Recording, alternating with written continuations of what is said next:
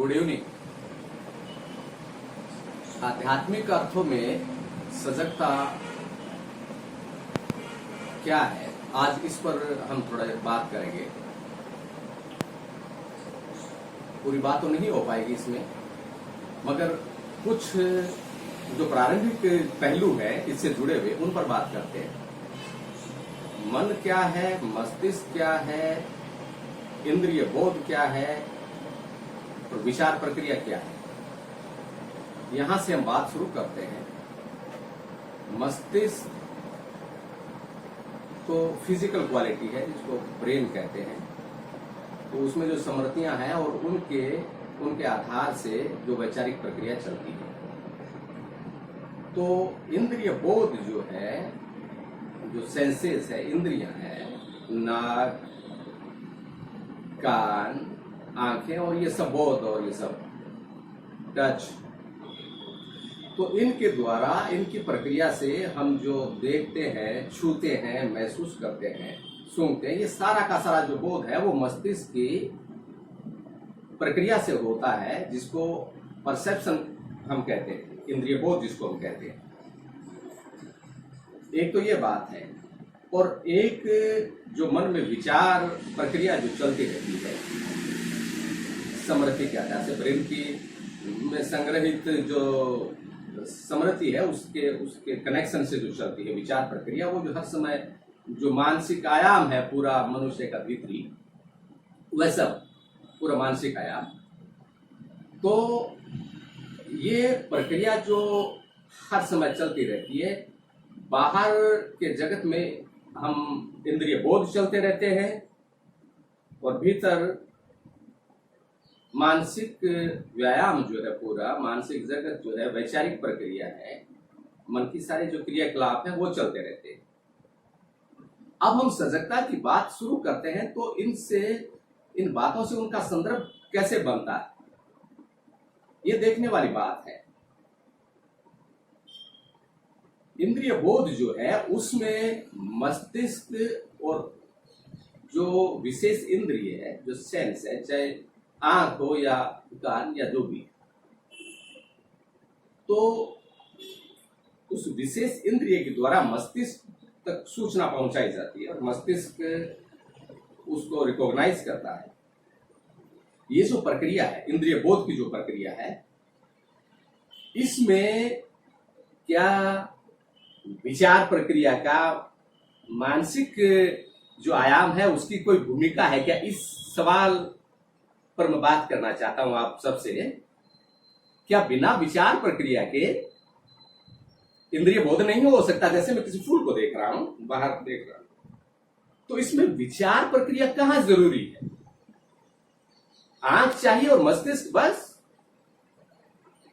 विचारों की इसमें तो कोई भूमिका नहीं है, मगर हम कैसा महसूस, इस पे हमने कभी देखा है, विचार किया है इस विषय पे? हर समय जब हम किसी चीज पर देखते हैं, साथ में हमेशा विचार प्रक्रिया भी चलती रहती है, इस पे हमने कभी विचार नहीं किया। इंद्रिय जो बोध है वो बिना विचार प्रक्रिया के पॉसिबल है।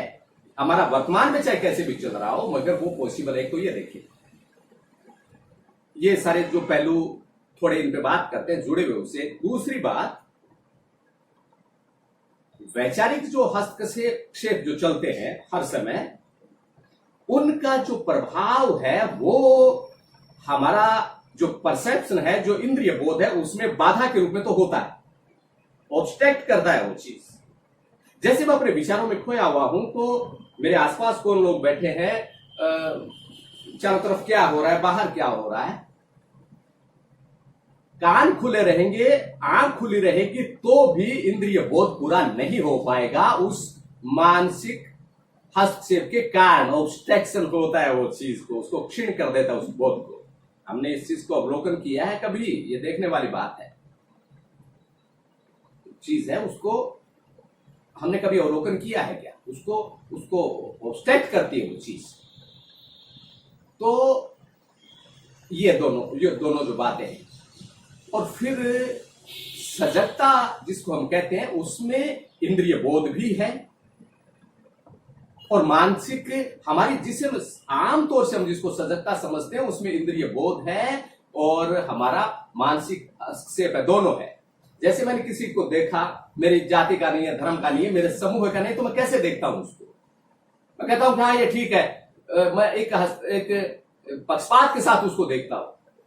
और अपना कोई आदमी आ गया तो उसके एकदम से गले मिलता हूं और क्या ये बैठी है, तो वो सारा जो मन का एक दायरा जो है उसके साथ बहती है हमारी सजगता, नैरो है।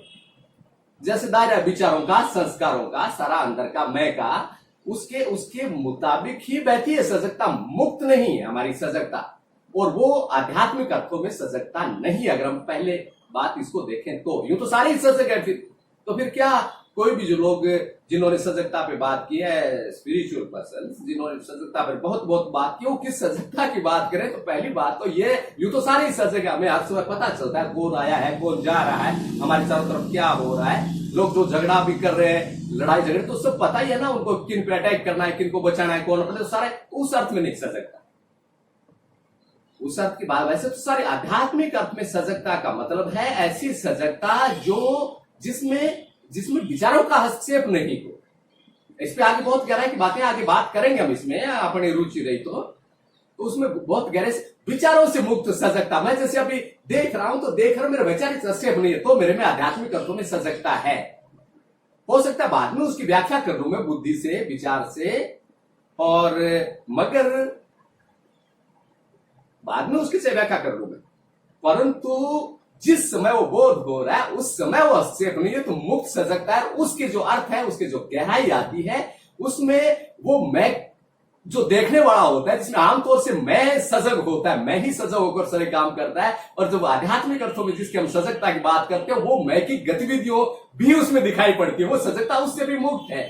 तो इसमें जो चीज हम जब ये दोनों चीजें दिखाई पड़ना चाहिए, इसमें आगे हम बात करेंगे, दोनों चीजें हमको दिखाई पड़ना चाहिए कि हमारा इंद्रिय बोध जब चलता है, हम चारों तरफ देखते हैं और सारा, तो उस समय हमारा भीतर भी कुछ चल रहा होता है, वैचारिक सारा हस्तक्षेप जो चलता है, सारा एक जो क्रियाकलाप जो चलता है, तो वो अगर हम थोड़े इस पे गहरी रुचि ले, ये कोई कैजुअल ट्रिक की बात नहीं है, हमें इस पे काम करना पड़ेगा, इसमें इन्वेस्टिगेट करना पड़ेगा हमको।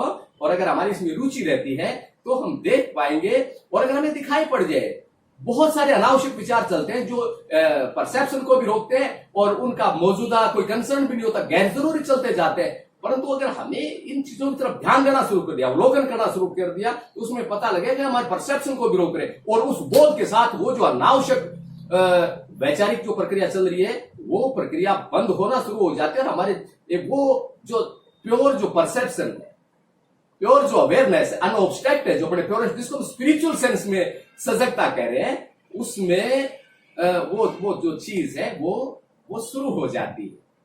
तो ये जो दोनों बातें हैं, मगर हम कहां करें, वहां से हमको बात शुरू करनी चाहिए। जरूरी हम सीधे हमें बताओ कि हमें कोई स्पिरिचुअल ट्रिक बताओ कि हम सीधे सजगता को उपलब्ध हो जाए, या है तो हम असजग, और असजगता में सजगता को साधना शुरू कर दें या प्रैक्टिस शुरू कर दें, वो सारा उससे कुछ नहीं होने वाला। वो सारी के साथ हम ये अगर हमें दिखाई पड़ेगा तो हमें पहले ये दिखाई पड़ेगा कि हमारे भीतर असजगता चल रही है। हम बाहर कुछ देखते रहते हैं मगर उसमें बोध पूरा नहीं होता, इंद्रिय बोध पूरा चाहिए, और वैचारिक से तब ठीक अर्थों में होता है। और जब ऐसी चीज आती है तो अनावश्यक जो वैचारिक हस्तक्षेप है वो गिरने लग जाते हैं, और जो जिसका भी हमने कहा प्योर जो अवेयरनेस है वो उसमें आने लग जाती है, जिसके आगे सारी जो बारीकियां हैं। तो इस ये जो बात है, इसको हमारे बहुत सारे मेरे आध्यात्मिक मित्र भी हैं जो पहले हम जिस ग्रुप में रहे हैं, और तो वो ये जो रुचि का विषय है सबके लिए। और इसके लिए मैं निवेदन करना चाहूंगा कि कोई प्रैक्टिस, कोई सिस्टम, और ये सारी जो बातें, सजगता तो पहले से चल ही रही है ना, बात तो उसकी व्यवस्था चेंज करने के लिए, कोई सजगता पैदा थोड़ी करनी है। आदमी में सजगता की बोध की जो क्षमता है वो तो मस्तिष्क में, मन में पहले से ही है, मगर वो जो है उसके विचारों के उसके दायरे में, बात तो ये है ना, तो उसको कोई पैदा थोड़ा ही किया जा रहा है। वो एक तरह से फ्रीडम का प्रोसेस है, फ्रीडम का प्रोसेस है, तो फ्रीडम का प्रोसेस है वो। और उसके अंदर जो है वो जो सजगता होती है वो मैं के दायरों को भी विजा, नहीं तो हमारे कंट्रोलर होते हैं हम सजगता के, हम सजग है, और जो वास्तविक सजगता होती है उसके कंट्रोल हम नहीं हो सकते। वास्तविक सजगता हमें भी दिखाती है, वो हमसे ऊपर की चीज है, वो हमें ही बदलने लग जाती है, उसकी लाइफ में हम भी बदलने लगते हैं। तो इसमें आगे हम और बातचीत करेंगे। धन्यवाद।